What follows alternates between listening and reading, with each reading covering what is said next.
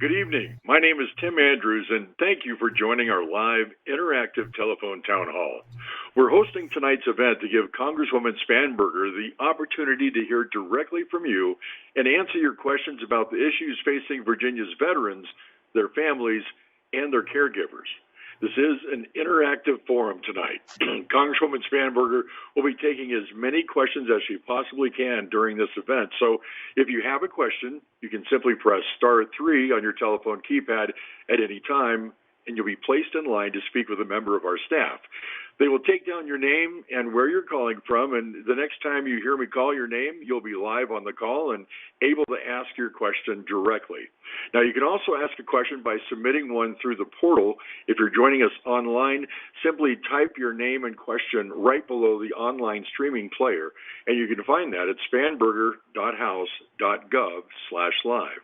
Again, that's spanberger.house.gov/live.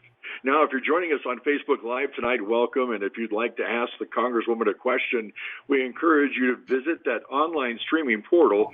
And again, submit your question by typing it right below the streaming player. Additionally, if you'd like to receive updates from our office via email, simply press *6 at any time during this event. Do that on your telephone keypad at any time, and an operator will collect your email address, and you can stay up to date with everything that's going on. Now, we could receive a lot of questions during this event, so if we're not able to address your specific question, please call our district office. That number, 703-987-2180, anytime during normal business hours. But again, if you have any questions throughout this event this evening, simply press *3 on your telephone keypad or just type your name and question right below the streaming player. Now, please welcome Congresswoman Abigail Spanberger. Good evening, Congresswoman. Thank you so much. Good evening. I am Abigail Spanberger, and I am so proud to serve Virginia's 7th District in the United States House of Representatives. Thank you for joining tonight's event, which is focused on how we can better support Virginia's veterans, active duty service members, their families, and their caregivers. I look forward to taking many of your questions, but first I want to share an important announcement about new benefits for Virginia's veterans. Last year, I voted to pass the bipartisan Honoring Our PAC Act, which finally acknowledged the association between burn pit exposures and illnesses among veterans. This law makes nearly 3.5 million veterans eligible right now for the care and benefits they have earned, instead of forcing them to go through an often difficult process of proving that their illness was related to their service. This legislation is vitally important, and it will extend those healthcare benefits to, again, 3.5 million veterans across the country. I'm hopeful that this new classification of 23 service-connected conditions as presumptive will decrease the paperwork and the processing associated with these claims. That means that for veterans who have any of the 23 service-connected conditions, the process of having that service connection, disability or need for care is much, much easier. While there is no deadline or fee to file a claim, there's no deadline and there's no fee, veterans and their survivors have an extra incentive to apply for PAC Act benefits by August 9th of this year. So it's coming up. If you apply for these benefits before August 9th, your claims can be eligible for a year of retroactive compensation backdated to August 10th, 2022. So again, there's no deadline and there's no fee to file, but if you do file before August 9th, you would be eligible for a year of retroactive compensation. According to the House Veterans Affairs Committee, there are an estimated 83,000 veterans living in Virginia's 7th District. In our district, 83,000 veterans who are eligible to make new claims. So I want to make sure that any veteran I represent who is eligible to make a claim here is able to do it, knows how to do it. So to learn more and to file your claim, you can go to va.gov/PACT, PACT. That's va.gov/PACT, PACT. If you have any more questions about this process, please be in contact with my office at 703-987-2180, or at spanberger.house.gov. We are here to help. Now, I'm very excited because today we have two guests on the line from the Virginia Department of Veterans Services. This evening, we will hear from Ben Shaw, who is the Central Regional Director of Virginia Veteran and Family Support. Mr. Shaw has joined us on this event many times in the past, so I thank him again for his commitment to Virginia's veterans, their families, and thank you for helping to provide answers to constituents on the line today. Additionally, we are joined by Guy Dinkins. Mr. Dinkins is Northern Region Benefits Director at the Virginia Department of Veterans Services. Guy, thank you so much for joining us this evening. I'm going to turn it over to Mr. Shaw first for some opening comments, and then over to Mr. Dinkins. Representative, thank you for the invitation to come back. I guess I didn't mess it up too bad, so always glad to be back. Thank you again. For those listening or watching, again, I am Ben Shaw. I'm the Central Regional Director for Virginia Veteran and Family Support Program, which is within the Virginia Department of Veterans Services. Without getting too much into detail, I work for a service line. Our goal is to gatekeep. Our goal is to link and connect. Our goal is to traffic control, if you will, to both services within the agency and without, federal, state, local, in the community. And we're here to serve, obviously, all veterans, regardless of when they served, how long they served. We also serve National Guard and Reserve and the loved ones of all groups, regardless of the character of their discharge. The overwhelming majority of us are veterans or immediate loved ones of veterans, so I can assure you that we all have our own stories as well and are happy to share as appropriate that with those we are serving. We commonly assist people with simply answering questions and knowing what's out there, how to connect with things. PACDAC, Representative, is a common thing that we're hearing about these days, and we're very happy to connect people with benefits and other services relating to that. We also offer directly peer support. We offer a lot of linking and connecting to housing and related resources for those who are facing housing crises or are homeless. And we are code mandated to actually provide or help connect veterans and family members and loved ones to counseling should they desire, because life can be hard, whether you serve in the military or not, and those who serve and have those experiences, constant coming and going, especially related to deployments, may have some extra stuff to unpack. And we are very happy to assist confidentially those seeking services related to that. So, Representative, back to you for any additional questions you have about my service line. Over. Over to you, Guy. Thank you so much. Thank you. Yes, ma'am. Congresswoman, thank you for the invite to this event. It's a pleasure to be with everyone this evening. Again, my name is Guy Dinkins. I represent benefits for the Virginia Department of Veterans Services. I am the Regional Director in Northern Virginia. My service line basically does what the name says. We sit and help veterans file for their disability claims. As the Congresswoman has already pointed out, the PACT Act has become a very large part of our business dealings here over the last year. All of our service representatives, our veteran service representatives, are highly trained and ready to sit with any veteran across the state of Virginia to help them file not only PACT Act claims, but any claim for disability that you feel that you may be entitled to go over the three elements of what is required to file a claim for benefits. They discuss your evidence with you, how to file that claim, and then we file it for you at no cost to the veteran. We also we'll help you file your educational claims with our educational service line, and can put you, if you want to look at the other service lines like VBFS, education, transition and training, or any other services that the state of Virginia offers. We're more than happy to help you do that. And with that, I'll turn it back over to the Congressman. Thank you so very much. So we're going to take questions. I'll answer the ones that are most relevant to the federal perspective, and then I will ask for Ben or Guy to take questions that they're best suited to answer. So with that, we'll start with the questions. Thanks so much. Thank you, Congresswoman. And for those of you joining us for this interactive telephone town hall, thank you for joining us. And take advantage of having these representatives with the Virginia Department of Veterans Services on the line. To ask your questions, simply press *3 on your telephone keypad at any time. to get in the queue to ask a question. And we'll take as many questions as we can throughout the evening. And just a reminder, if you press *6, that'll get you signed up for that e-newsletter as well. And if you're joining us online and have a question, simply type your name and question right below the streaming player. And again, we'll try to get the best answers we can for you this evening. Let's start with Bob Williams. Hi, Bob. Thank you for joining us this evening. You're live with the Congresswoman. Hello, thank you. Yes, I've been trying to deal with hip pain and knee pain for several years, and UVA Medical Center said I needed hip replacements and knee replacements at under 50 from my time in the Marine Corps, but I have not had much success with the VA in getting that done because it wasn't documented in my medical record. So it's quite frustrating, Okay. although I have good insurance. It's, when we're talking about giving free medical care away to people who've never served, it's quite frustrating.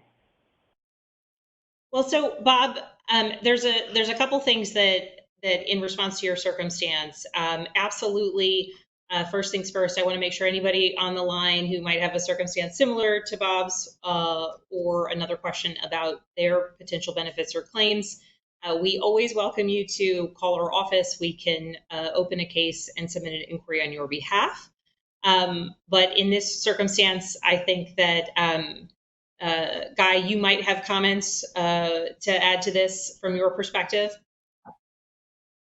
Well, if I understand the caller correctly, he's saying that, and sir, please correct me if I'm wrong. You're saying that you're trying to get a knee replacement or hip replacement through the VA healthcare system, but they're pushing back on you because it was never documented in your service record. Is that correct? Correct. 2 hips and a knee. But they Okay, said so it wasn't clearly documented. Was it clearly documented? So you never filed a disability claim for any of those? Well, I went in when it hurt, but I never filed disability because I could still move. So I didn't want to do that. As far as VA healthcare is concerned, you can get VA healthcare, and there's 2 ways to do it. You can go in as a veteran and sign up for VA healthcare and never filed for disability before, and they look at it monetarily, basically how much money you make on the outside world, and they determine the level of healthcare, or even if you're eligible for VA healthcare if you've never filed for disability. If you have filed for disability and you've been found that you are service-connected disabled for whether it's 0% for your hearing or 10% for tinnitus or 100% for various other conditions, you get a determinate level of health care through the VA. So if it's very low level, up to 70%, whatever you are found service-connected disabled for, then the VA will treat free of charge, or should treat free of charge. They cover that. They recognize that as a disability. I'll use my hearing as an example. I'm service-connected for my hearing. I go in and get hearing tests and get hearing aids. It doesn't cost me a dime without issue. Veterans who have been service-connected for PTSD can get all their psychiatric care or psychological care through the VA without issue. Now, the best way to tackle this may be for you to come in to file a claim. Just because something's not in your service record per se doesn't mean it can't be filed for. It just takes a little bit more work. So you may want to come into one of our offices and sit with one of our representatives. Let us look at your service jacket. Let us look at what you're trying to file for, and maybe we can help, I guess, beat that dragon in a different way, if you understand what I'm saying. So, Guy, for Bob or for anyone else on the line, what's the best way for them to be in touch with you and to follow up, in this case, to file that additional information related to his service and the disability he incurred there, potentially? Yeah, the best way to do it is we just implemented a new online appointment tool. So if you went to vdvs.gov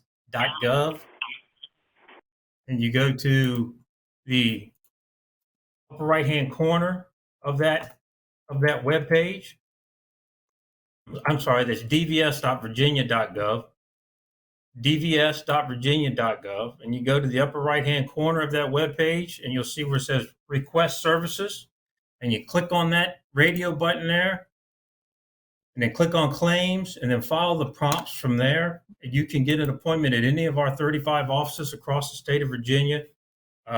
Basically, when you want to get it, right now, all our offices, this is a new tool that the commissioner has implemented, and hopefully all of our service lines will be on it here shortly, to where you can get an appointment with VBFS, with education, with V3.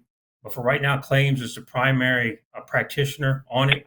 Click on it, click on an office, click on your date and time that's convenient for you, and then it sets you up automatically with an appointment. You get an automated email back saying this is what you need to bring for the type of appointment that you're looking for, and then you should be contacted by the representative prior to your appointment to make sure you get everything straightened out before you come in, and then you just show up for your appointment. Excellent. Thank you, Guy. Bob, if you're still listening, we're going to go ahead and have someone from our office follow up with you directly and make sure you have all the information you need for DVS. And then once you start the paperwork with them, then we can track any engagement that you have with the VA or related to your potential benefits. So we'll have someone follow up, make sure we have your information as you're getting off the line, and we'll follow up directly with you. But anyone else who's listening in might have a similar concern.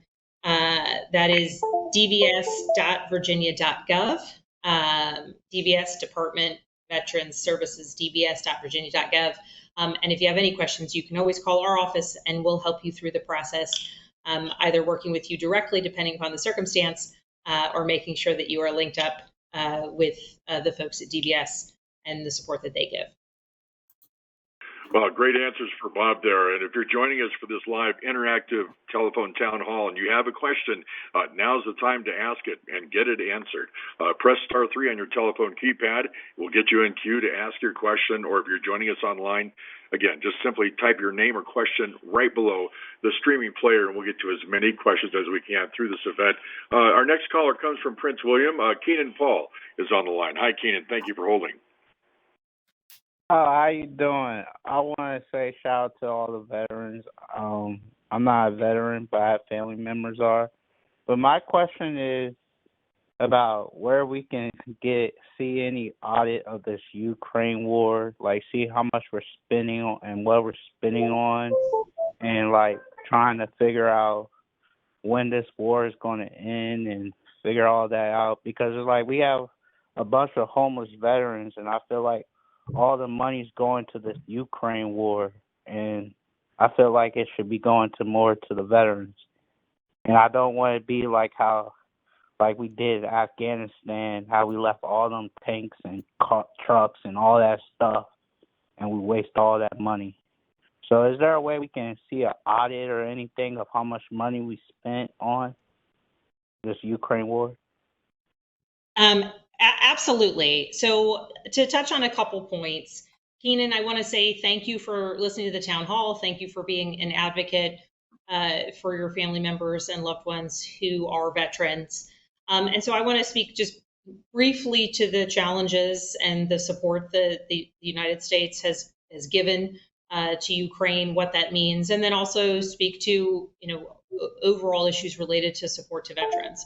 As a representative in Congress, I am fiercely devoted to making sure that the veterans of the United States military services have what they need, that their service has been honored, that injuries or challenges they face throughout their service to our country is recognized and honored. It's one of the reasons why I was so supportive of honoring our PACT Act legislation that was frankly long overdue.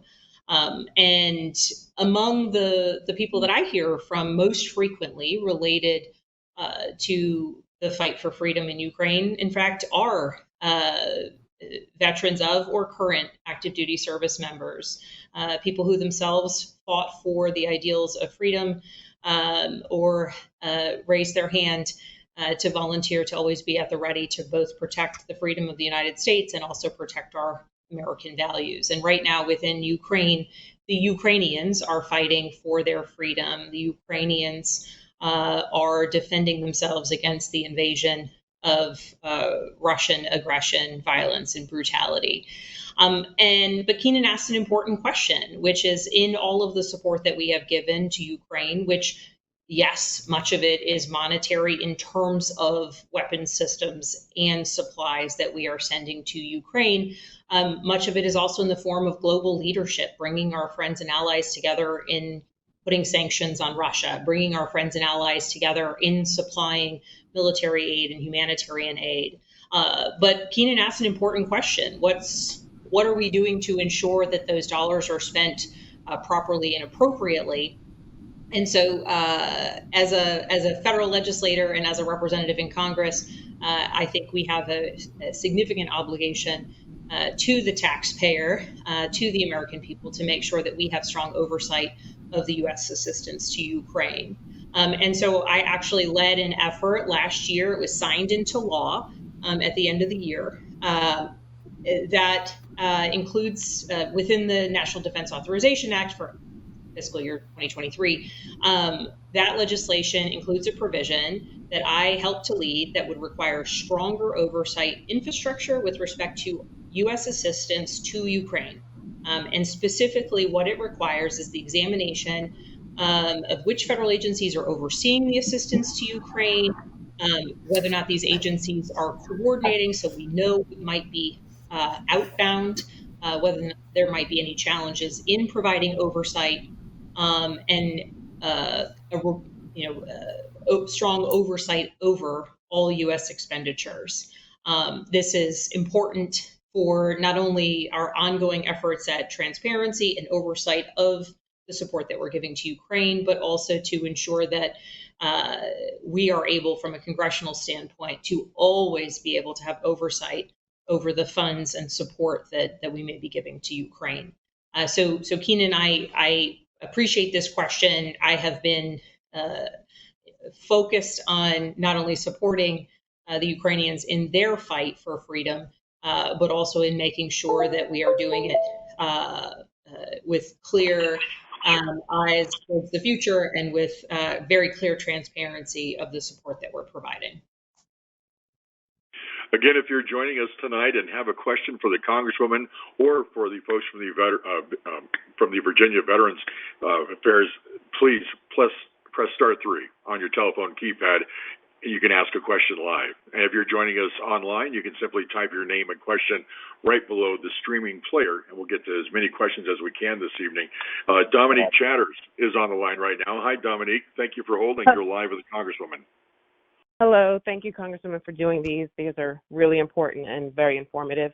I'm a retiree, both my husband and I have concerns about the NDAA that was just published because I have a son who might get married and is going to be his spouse will be looking for women's health care for his spouse, and I'm concerned about the last minute NDAA amendments that were submitted. And I was just wondering, is there anything that you can do or that we can do to help you try to fix those? So Dominique, it sounds as though your son is active duty service member. Ma'am. Okay. Well, please thank him for his service, and certainly thank you for all of your service and that of your family. So to address some of the challenges that we're facing within the National Defense Authorization Act, the National Defense Authorization Act is a piece of legislation that we pass every single year. Last year, within that piece of legislation, I just mentioned my efforts to strengthen oversight of our assistance to Ukraine. So every year we pass the National Defense Authorization Act. This year it passed out of, and I'm going to walk a little bit through the process. It passed out of the Armed Services Committee with significant bipartisan support. It passed out of committee 58-1. So 58 people, Democrats and Republicans, voted for it. One person voted against it. When it came to the House floor, there were significant efforts to derail what had been an incredibly bipartisan, focused, well-negotiated, well-written piece of legislation, written by folks who serve on the Armed Services Committee, written by folks who have an interest because of their constituencies, because of their backgrounds, where we put forth legislation, we put forth amendments. I always do. I don't serve on the Armed Services Committee, but I put forth amendments, and then committee members where they focus on this piece of legislation every year, pull it together and put out an important piece of legislation. Well, this year, again, that passed 58-1 in the committee. When it came to the House floor, there was an effort to put an array of amendments forward. Everything from limiting the books that can go in DoD schools, banning certain books in DoD schools, limiting access to healthcare for women, whether it be abortion care or fertility care, limiting the ability of the DoD to allow women, so active duty service members or their dependents, to be able to travel for the healthcare resources that they may need. Limits on the sorts of healthcare, including mental health support that can be provided to families on TRICARE, particularly for children. And so ultimately, the bill, as some of these amendments passed, became a hyper-partisan bill that no longer was focused on the needs of U.S. readiness and national security priorities. So that's why Dominique is expressing concern, because while the bill did pass out of the House, it is a far steps away from getting to the president's desk. So for those who are concerned about some of the provisions, as Dominique is, some of the provisions that would limit types of care that could be provided to service members or their dependents, that would bring partisan fights to DoD schools, and the list goes on. For those who have concerns, I will say right now where we are is this bill did pass in the House of Representatives, despite some really objectionable, unrelated measures. But the Senate is working through its legislation. The version of the National Defense Authorization Act that has passed out of the Senate Armed Services Committee also passed out of committee with significant bipartisan support. And that bill is due for a vote on the Senate floor. It is not expected that the Senate will have the array of more extreme amendments added to it, though it may have some amendments added through the process. Once it passes in the Senate, then it will go to conference.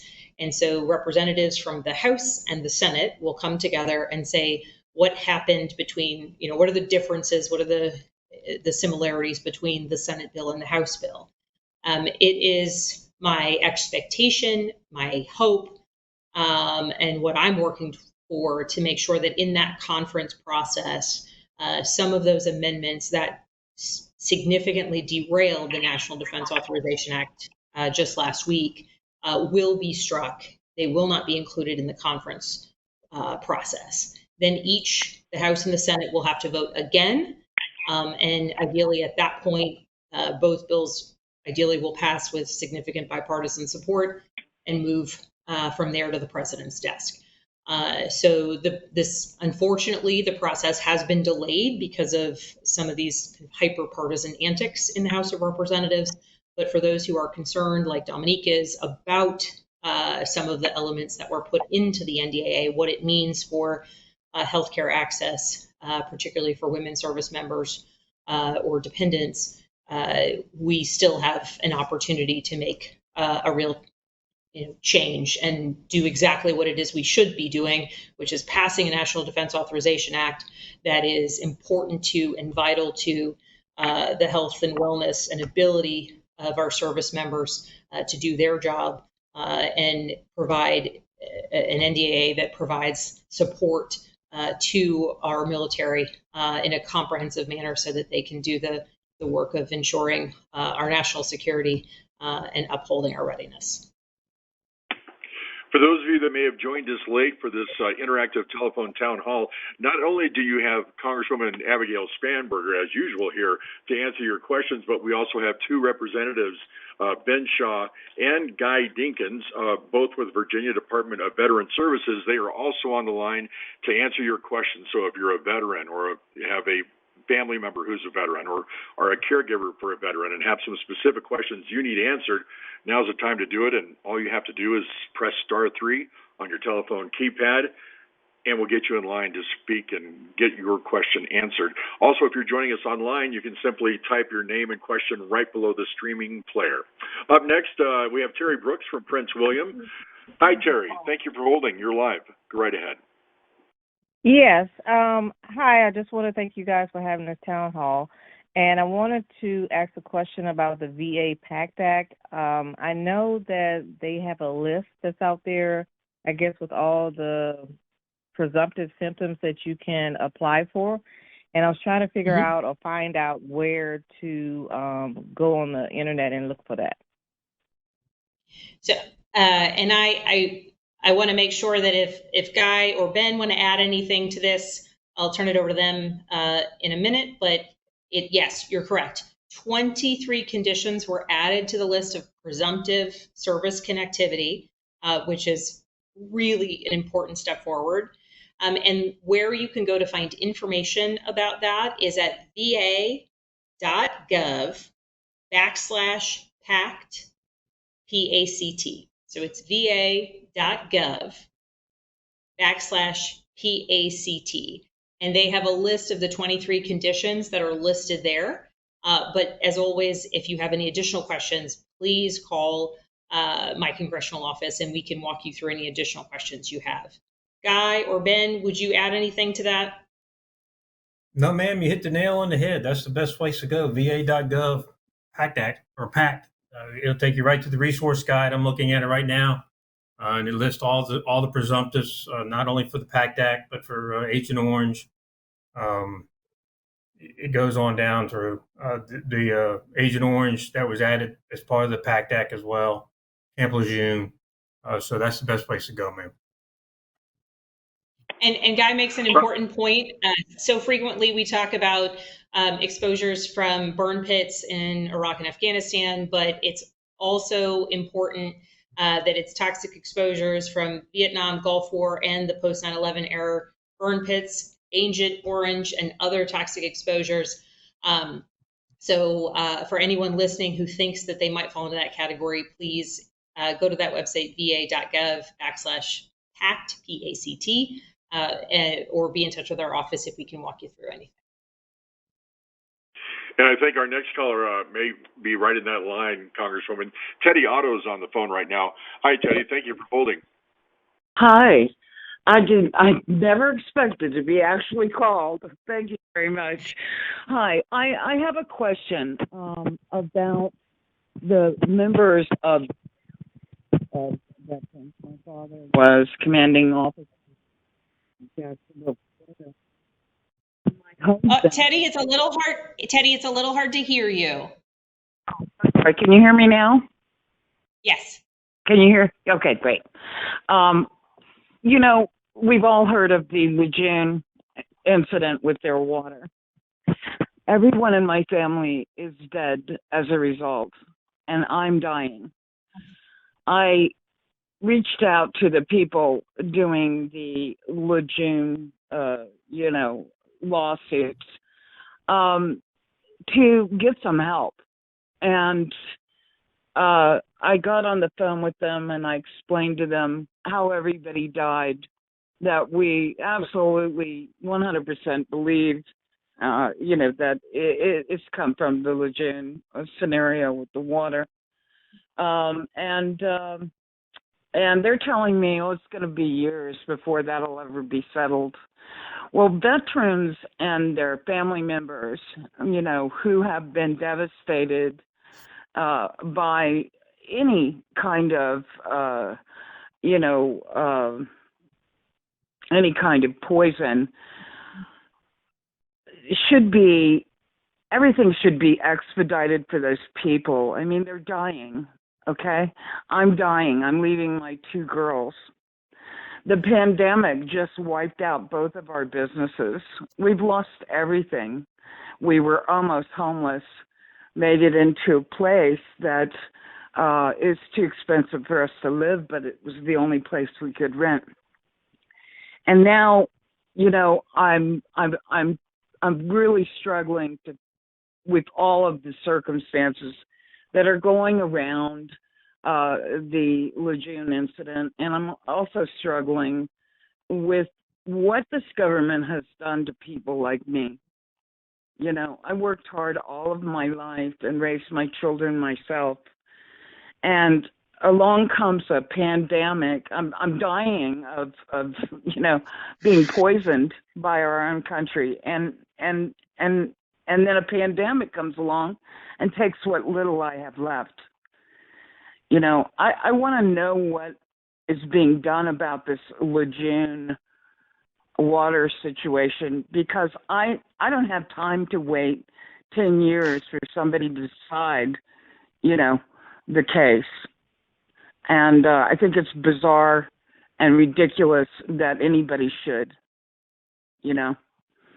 So that's what I have to say, and I wanted to know if anything is being done, or if we're all just satisfied that our family members can die and we can be dying and told that there's nothing we can do about it. We just have to wait. I even asked if it was going to be extended to my children. No, they'd have to go through a real circus to make that happen, So what's happening with regard to the Lejeune incidents? So Teddy, I'm going to start responding to your question, and then I'll open it up to Ben or Guy for them to add to this, to add to their response, or to the response. First, I want to begin by saying I am so sorry for your family's circumstance. I am so sorry for the situation. I'm so sorry for the deaths within your family. And to begin the process of discussing, the legislation that we've passed, I'll make sure that we have your follow-up information, and we'll follow up with you directly to walk you through the process. So in reference to what you were discussing, as it relates to lawsuits, I don't have any insight into how long the process of lawsuits may take. But what I do know is that you and your family have waited far too long to have any ability to show that the illnesses and ultimately the deaths of your loved ones relate to the toxic exposures that you might have incurred at Camp Lejeune. And so within the Honoring Our Pact Act, we passed what was the Camp Lejeune Justice Act. So while I can't speak to the ongoing lawsuits or their time frame, what I can tell you is that we passed a law to ensure that people like you have the ability to make claims for the exposures that you incurred.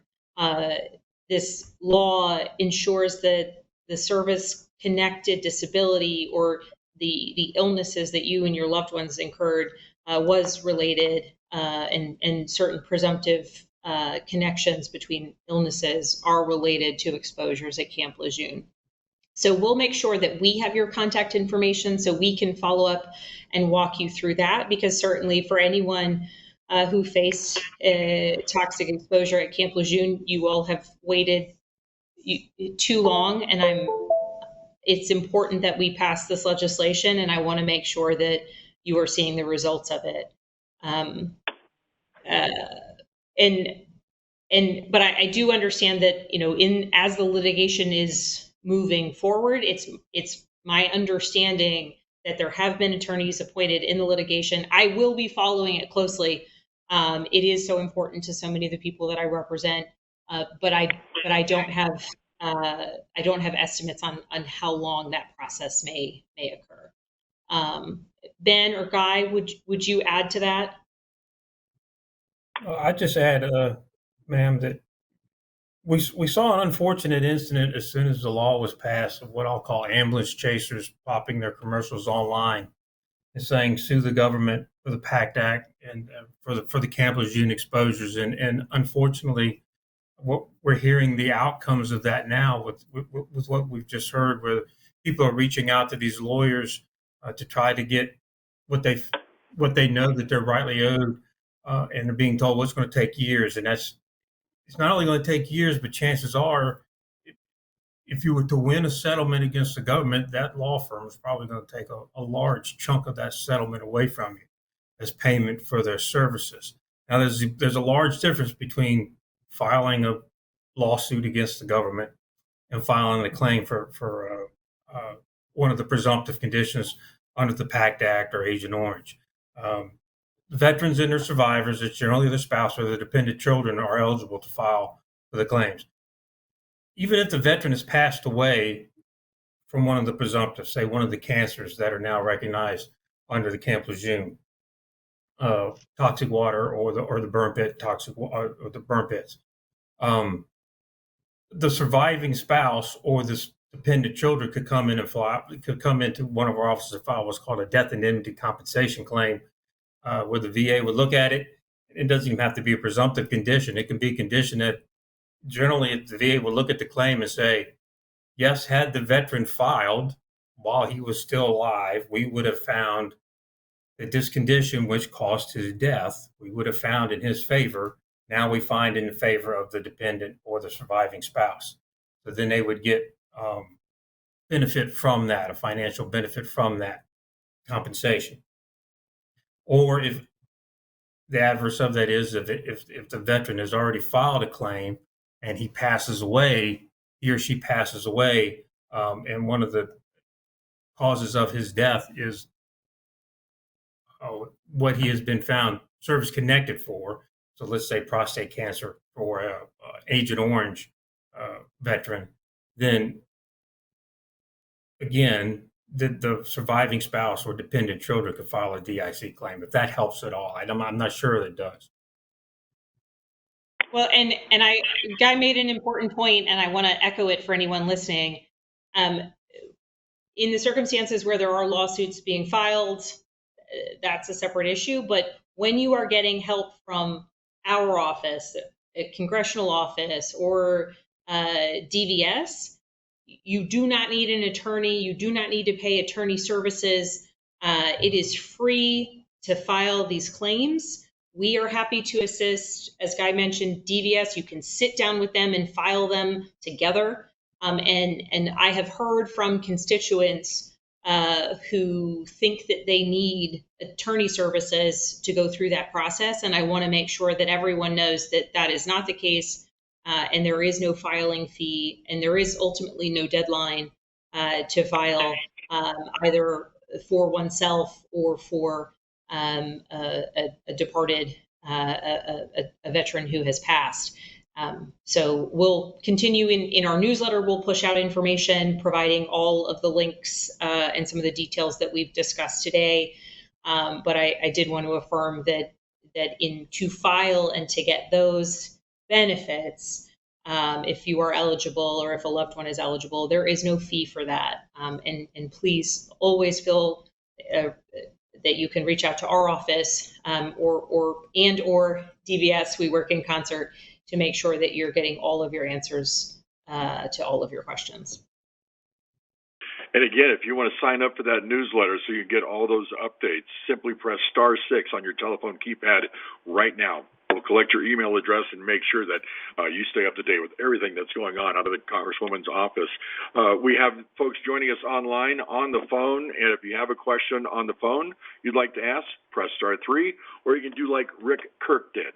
He's joining us online. He just typed his name and his question right below the streaming player. And Congresswoman, Rick Kirk served honorably in the United States Marine Corps from 1986 to 1995. And his question is, I've never been rated. As I'm entering my late 50s, I'm experiencing issues that I know are related to my service. Would I still be eligible to get evaluated for a VA rating? Thank you. And I'm gonna open this one up to Guy or Ben straight away. Yep, absolutely. You're absolutely eligible. There is no time limit. I was medically retired in 2005 and waited 14 years to file my claims. Only thing we have to show are one of the three elements: that you have a service related injury, that something in your service caused the injuries or disabilities you are claiming, or your service aggravated an existing injury. So in other words, if you went in with a trick knee and the Marine Corps signed off on it and said, we're going to waive that trick knee, they accepted it from that point on, and then any further damage that was done to it, that is now eligible to be claimed. Since there's been a break in your service and you've never filed, now we have to show continuity of care. In other words, you've been getting care for these. It doesn't have to be from the time you got out, but you have started to be, let's say you're back. So something happened to you back when in the Marine Corps. Now it's really starting to bother you, starting to get care for it. We have to be able to show those medical records. And then we need a nexus. So it's basically where a doctor will say, I've been working with patient X for X number of years. I reviewed his service record. He's talked to me about his time of service.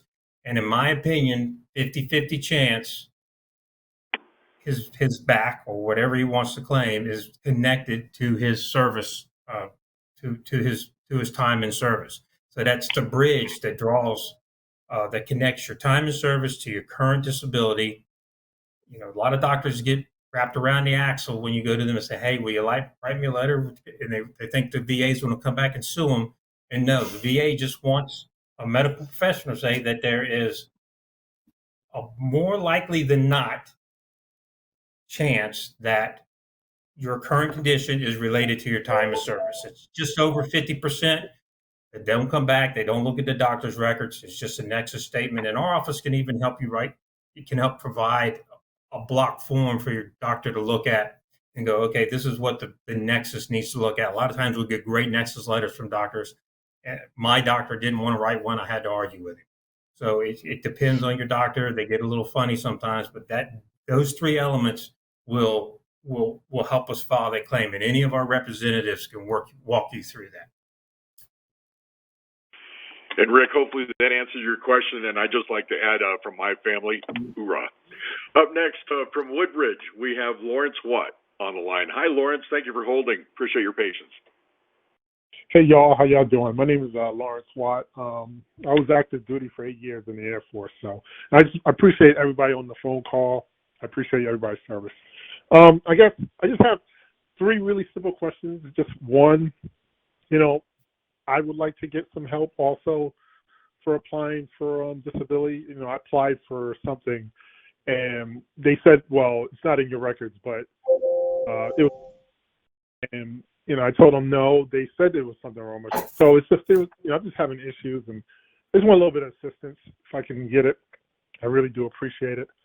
I guess the second question was, also I tried to get VA health care because I was trying to, better my health, trying to take care better of myself these days because, I do public service right now. I volunteer as an EMT in Prince William. And, I'm like, you know what? I take care of all these patients. I need to take care of myself. But the closest VA, which is close to me, they said, well, we don't have any room. So I have to go all the way down to D.C. I guess I need a little bit of help on, maybe necessarily where to go. I wish that I could just go to the closest place, which is, I don't want to say the name, but it's a particular station close to Woodbridge. That would be better. And I guess the third question very quickly, and I really do appreciate y'all listening, is that why does the VA push so hard? It just seems like, you have to really have to have tons of evidence just for them to believe that, yes, you do have this problem. It's kind of like, I've been doing, some type of public service my entire life. I don't think I'm a liar. And it's like, come on, y'all. I hurt myself, in the military. I did. Why are y'all pushing back so hard on this? So I really do appreciate y'all listening to the question. Thank y'all very much. Thank you, Lawrence. And gentlemen, I'll start with number 3 and then open it up to you for questions 1 and 2. So Lawrence, I want to begin by thanking you for your service, both in the military and now within the Prince William community as an EMT. On behalf of the folks I represent, thank you so much for your continued service. And the VA does create challenges sometimes. It sometimes is not an easy system. And we've talked a lot about the Honoring Our PACT Act tonight. And frankly, that is legislation that we move forward, a law that we got signed into law because some of the hurdles that existed for veterans were just too great, particularly those who were facing the impacts of toxic exposures, be it burn pits or Agent Orange or radiation. So that was a step in the right direction to make sure that anyone with those 23 different named illnesses were able to move forward quickly towards getting their service-connected disability and recognition of their service-connected illness. So there's more work to be done. I understand that, but I do want you to know that I hear you, and we are trying to take some steps in the right direction. Guy and Ben, his other two questions were about locations for where he can get services. Mentioned some waiting time, so I didn't know if you want to address that one. And he needs a little assistance in filing. So again, you can call our office, Lawrence, but I'll turn it over to Guy and Ben if they want to add anything else to those questions. I'll take where he can just go to dvs.virginia.gov. We have an office in Manassas, have one at Quantico if he has access to get on Quantico. For Belvoir, I have 9 offices in Northern Virginia. So depending on where you are, you're free to go to any of them. There's also offices in Fredericksburg. They're this part of the central region where Ben is at.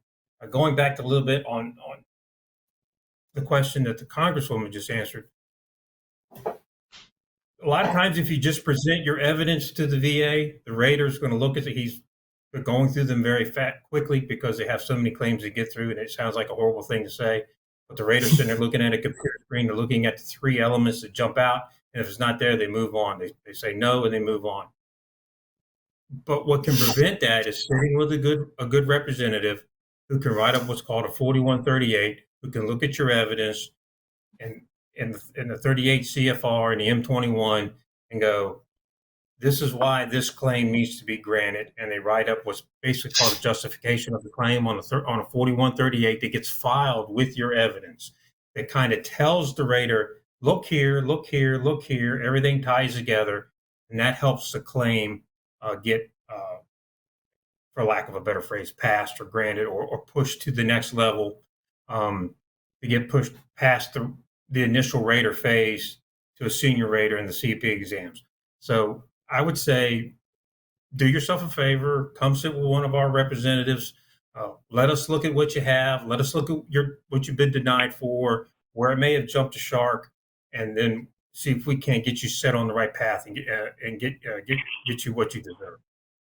Ben, you want to take the next one about VA locations? Yeah, thank you. All healthcare systems favor self-advocacy, both VA and others. And in that sense, the VA is no different.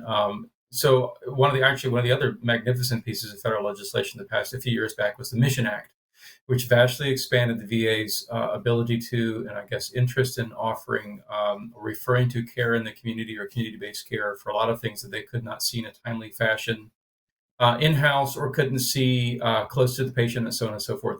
So what I'd recommend actually for all patients who use VA healthcare or would like to use VA healthcare, please, I strongly encourage you to go online and sign up for the VA's equivalent of a patient portal. It's called My Health eVet, myhealthevet.gov or something. And there's a fairly lengthy process to actually get set up with an account for verification purposes and security. But once you're set up with that, that is by far the best way to succinctly and quickly communicate with your providers, and they back to you. That's a monitored platform, so they have to shoot back pretty quickly.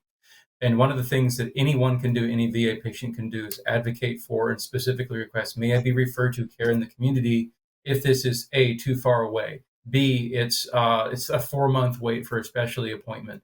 Always be willing to ask, can I be referred to care in the community? And the VA, oftentimes, who ask that direct question, is very happy to help you out. But you have to ask for it oftentimes. They don't necessarily volunteer. It may not be within the scope or entirely the understanding of the doctors in front of you.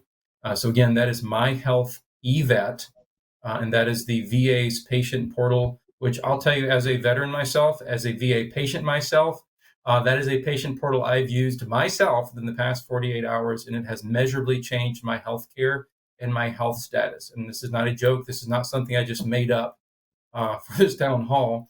That is something that I've actively used to advocate for myself and my health, and done so successfully. And anyone can if you have that portal. So it's My Health eVet. And specifically what you want to ask for is referral to, quote, care in the community, end quote. Thank you, Ben and Guy, for that great information. And again, if you missed any of this, hit *6 right now. Get signed up for that newsletter because this information will be available for you there as well. We have Andrew Mayer on the phone. Hi, Andrew. Thank you for holding. Hi, how are you? Terrific. Good. Okay, good. That's good, ma'am. So I was a veteran from 2002 to 2010, and I've worked in public service, federal government, Department of Defense, and contracting in defense since then. I was around in the NDAA 2017 came out and called for new requirements for assessment and monitoring for overseas contingency operations and other things to more accurately get a picture of the amount of money being spent on operations around the world. But then when I was faced with employment issues during COVID, I found it hard to get a job. And it just seemed odd that on every job I was applying for, I was claiming veterans preference. And yet I go to several interviews and I had stellar interviews and everyone was thanking me for my service throughout. And it was really good and it just seemed very fruitful. And then I didn't get any of the jobs. So I'm wondering, with the same level of assessment and monitoring that took place to scale down the operations in the Middle East, why can't we use the same level of assessment and monitoring to make sure that veterans are getting veterans preferences on both private industry jobs and public service jobs? Because right now it just seems to be a screening tool to hire other people because they don't want to hire a burnout veteran. Basically, that's what I think the general environment is. Well, I thank you for your service, and I thank you for raising this question because employment is so frequently is a challenge for veterans, whether it's because of some of the challenges you're facing or transitioning from a particular area of service within the military and trying to find how that translates in the private sector or outside of the military. Ben, I want to open it up to you on this one. If you'd like to begin by answering this one. Yes, ma'am. It's a pretty swift answer. So number one, at least half my team are a bunch of burnt out veterans, myself included. So I can assure you that not every government organization, at least in the Commonwealth of Virginia, pays merely lip service to hiring veterans. We want veterans. We want people with credible backgrounds and experience because they can relate to the people we serve and have a personal investment in their quality of care because that's oftentimes been them on the other side of the desk. More broadly to the Virginia Department of Veteran Services, there's a little group within our agency called Virginia Values Veterans, and that happens to have a list of more than 2,000 employers in Virginia, and they run the full gamut from small mom and pop operations in little localities all the way up to major elements to include government organizations, government agencies. Every one of those groups has gone on record saying we are committed to hiring veterans and we will put our money where our mouths are, and that means we'll pledge a number of veterans we intend to hire in the next interval, and we will report results back to the Virginia Department of Veteran Services for monitoring.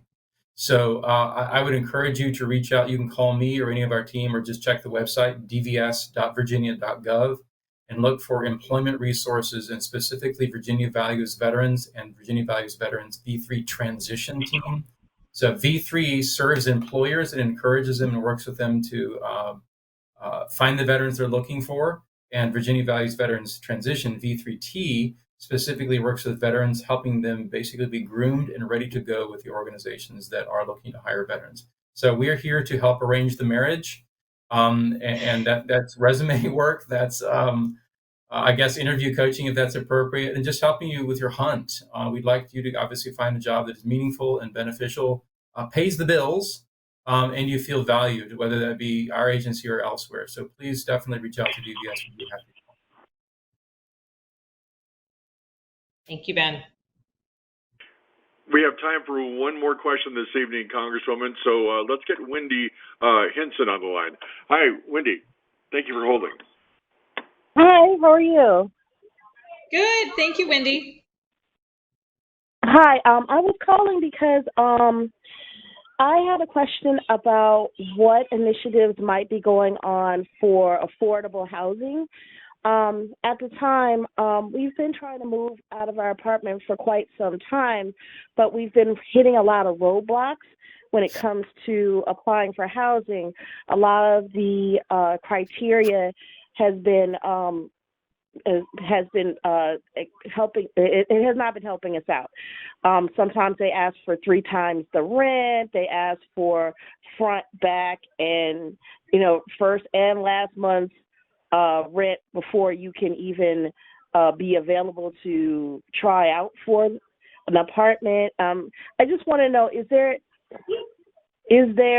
any initiatives that are going to be put in place to help with affordable housing? And is there any veteran services for that? Because I'm a veteran as well from the Navy. Well, Wendy, thank you for your service. Thank you for this question. And I want to begin actually by, again, I think this is in Ben's wheelhouse. Ben, do you want to take this question? If not, I'm happy to start. I can try. So, Wendy, thanks for your call. I really appreciate it. And so without making promises I can't keep, I would encourage you to reach out to our agency. Something that we're particularly good at is not necessarily finding you a place, not necessarily signing a lease. That's your job. You have to have a credit score and some of the other criteria to meet this. Whatever it is they need of you, but we can oftentimes help people across the finish line, in this case, the doorstep. So you found the place you want to go. It is affordable, but a lot of people don't necessarily have the liquidity on the front end to move into a place. We can sometimes nudge people across the finish line in certain circumstances. So this is not me saying, I can help you, please call me, I have cash available. This is me saying, please call me, and I will explain what we can do and what we can't based on your circumstances. But we are delighted to assist. But to the larger issue of affordable housing, everybody's feeling the squeeze. Rent has gone up considerably. The amount of money you're supposed to put down up front for a lot of these properties has gone up considerably. And salaries, for the most part, do not seem to have appropriately tracked with those increases. And we're aware of that. We're seeing it on the consumer side. But again, please call Virginia Department of Veteran Services, and I would love to try to help you. Over.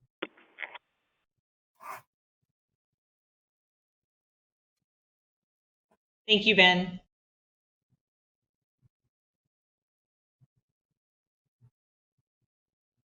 Well, as we come to the end of the evening, I want to say thank you to everyone who joined on the line. Thank you for all of your questions. We've got a variety of pieces of homework, folks, we're going to follow up with, and a variety of websites that we will be sending out in our newsletter, so that any references that you heard tonight, whether it be to DVS's services, to Healthy Vets, the website Ben mentioned, or to information about the Honoring Our Pact Act, we want to make sure that you have that at the ready. I want to thank Ben Shaw and Guy Dinkins for joining us. What I hope among the answers to your questions that you received tonight, I hope you also received the message loud and clear that at the state level and at the federal level, there are folks who are working on behalf of veterans and making sure that our nation's veterans and their family members are getting the support that they need, that they earned, and certainly any of your questions answered along the way. Virginia has extraordinary services through DVS, so I want to thank Ben and Guy for all of the work that they do in bringing their experience and their passion and their commitment to Virginia's veterans to bear every single day. And to every person I represent, thank you for the honor of representing you. For the veterans on the line, thank you for your service. For the loved ones, thank you for supporting them in that service. And to the active duty service members, thank you for all that you do. So again, we will follow up in our newsletter, on our website, on our social media with the different links. But when you have a question, please know that you can always call our office as well, and we'll connect you with DVS if they're the best ones. We'll answer the questions ourselves. But again, thank you for joining us this evening. I truly appreciate it. And I'm going to turn it over to Ben and to Guy if they have any closing comments. Ben, we'll go to you first. Thank you, ma'am. And no, I appreciate the invitation to be here. Again, if anyone wants to check out our website, it's www.dvs.virginia.gov, G-O-V, Even if you call the wrong person in the agency or the wrong service line, we will assure you we'll get you to the right people, the right services within our agency to assist, or outside the agency too. We're happy to help, and thank you again, Representative, for the opportunity to be here. And Guy? Yeah, And I I'll just turn it want to over to say you, thank Guy. you. Yeah, I just want to say thank you to the Congresswoman for inviting us, and echo what Ben said. Please reach out to us through our website. And again, you're never reaching the wrong person. If you call one of my offices and you need VVFS support or V3 support, we'll get you where you need to go, and vice versa. And I want to thank all the veterans online today for your service, and God bless you all. Thank you. Thanks for so much And with great that, information this evening. Congresswoman, thank you for all the great information this evening, for hosting this telephone town hall. We are coming to the end of this live event, and if we were not unable again to answer your specific question this evening, please just call our district office at 703-987-2180 during normal business hours, or you can always go to spanberger.house.gov. Thank you again. Stay safe and have a wonderful rest of your week.